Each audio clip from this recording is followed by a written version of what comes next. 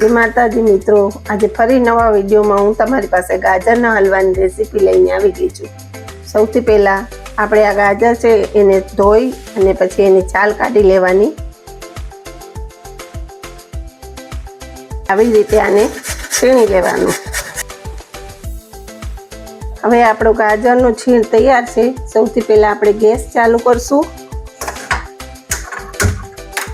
ત્યારબાદ તેમાં 2 ચમચા જેટલું ઘી એડ કરશું।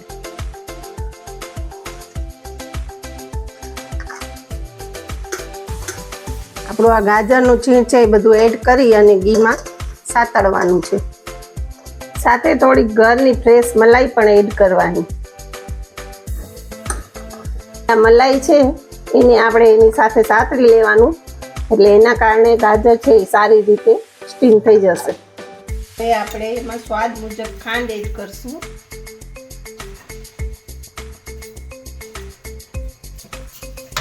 પછી તેને મિક્સ કરી ને ખાંડના રસમાં ગાજરને ચડવા દઈશું। હવે આપણી ખાંડ બરાબર મેલ્ટ થઈ ગઈ છે। આ સ્ટેજ ઉપર આ જે માવો છે એને મેં છીણી લીધો છે એ અંદર એડ કરી દેવાનો। માવો ન હોય તો મલાઈથી પણ થઈ શકે। એલચી છે એને પીસીને આપણે આમાં એડ કરી લેશું અને થોડાક આ બધા ડ્રાય ફ્રૂટ છે એ પણ એમાં એડ કરી દઈશું।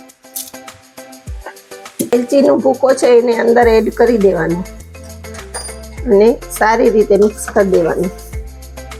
હવે આ થોડાક ડ્રાય ફ્રૂટ છે જે મેં કટ કરી રાખ્યા છે, પિસ્તા, બદામ, કાજુ, એ પણ આમાં એડ કરી દેવાના।